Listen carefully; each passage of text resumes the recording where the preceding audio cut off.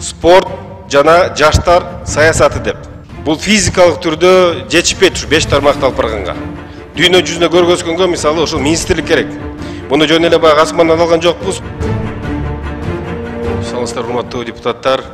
Өткөн аптада төраган орун басары Сыдыгалиев Нурбек Өмүрбекович жана башка депутаттар менен чогуу биргеликте бир маселе көтөргөнбүз. Маданият министрлигинен спорт тармагын бөлүү боюнча. Ал жерден талкуу иштери жүрүп, жалпы жолунан бир сунуш түшкөн, агентство кылбай эле биротоло ошол министрлик кылалы деп. Бүгүнкү күндө токтом чыкты, токтомду төраганын алдына бердик, төрага карап турат да. Тарыхка кайрыла турган болсок, 1950-жылдан бери ошол спорт тармагына эч качан көңүл бурулган эмес да. Өз алдынча министрлик болгон эмес, тилекке каршы.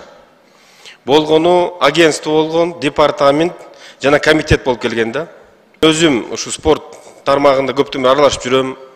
Аны менен бирге федерациянын президенттери, башчылары, спортчулар баардыгы кайрылды.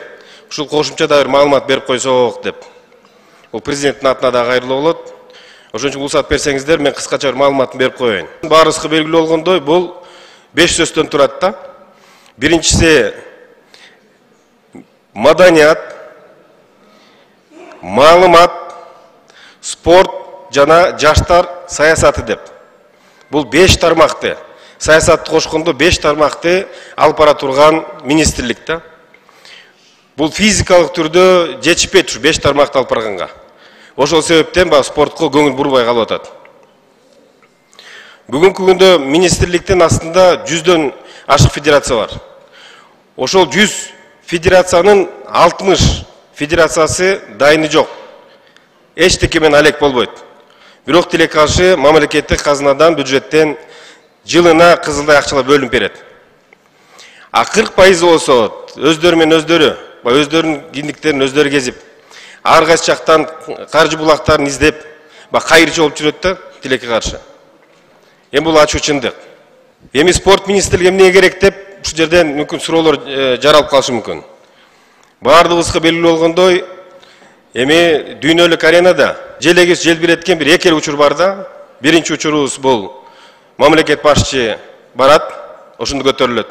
Экинчи учуру болсо бул спортсмендерибиз жетишкендиктерге жетип, желегибизди желбиретет. Экинчи сала турган болсок, Кыргызстанда 500 миллиондон ашык бүгүнкү күндө спортчуларыбыз бар. Такай машыгып жүргөн. Андан тышкары спорт сүйүүчүлөр, күйөрмандар 2 миллионго чукул. Үчүнчү сала турган болсок, улуттук оюндар мисалы. Көптөгөн алыс колобу, жакын колобу коңшу мамлекеттерибиз кызыгат биздин улуттук оюндарга. Ошол улуттук оюндарды пропагандалап, дүйнө жүзүнө көргөзгөнгө мисалы ошол министрлик керек. Тең тайлашып ошол жерге барып, түшүндүрүп айтканга мындай бир статус керек да. Анан агентство барганда ал жерден сөзүн ачык мындай көп кабыл албайт экен да. А министрлик деген статус бул бөлөк статус. Спортсмендер алыскы мамлекетте албай эле коюн. Жакынкы эле мынакей коңшу мамлекет Өзбекстан, Казакстан айына ошол машыктыруучулардын айлыгын көрсөңүздөр $3000 $5000 чейин алат. Биздин Кыргызстандын машыктыруучулары 6000 сом алат. 6000 сом бүгүнкү күндө эмнеге жетет? Спортсмендердин жыйынтыгы болбой калса, ал 6000 сомду дагы жокко чыгарып коюшат. А жакынкы мамлекеттерде болсо, ошол берилген $3000–5000 4 жылга такай берип турат да. Дагы бир мисал келтире турган болсок, мынакей жакын арада Азербайжан Республикасында, Баку шаарында бир чоң эл аралык дүйнөлүк кубок мелдеши өтөт. Ошол жерге 5 мамлекет, дүйнө жүзүнө 5 мамлекет тандалган да. Ошол 5 мамлекеттин ичинде биздин Кыргызстандагы, мына Кудайга шүгүр биздин ошол балбандарыбыздын буга чейин кылган эмгектерин баалашып, мынакей ошо Азербайжанда боло турган турнирге биз да киргенбиз. Бүгүнкүгө чейин министрлик тараптан бир дагы каржылоо жок. Жакын чукул гана берет экен да билеттерине, жатаканаларына. Өзүңүздөр билгендей, жатакана билеттер алдын ала албасаң 2 эсе кымбат болот да. Анан 10 болгон спортсменибиз бар экен, барып катыша турган. 10 спортсменге 2 эле машыктыруучу барат дейт. Эми 10 спортсменге 2 машыктыруучу кантип жетишет? Айтайын деген өтө көп көйгөйлөр бар.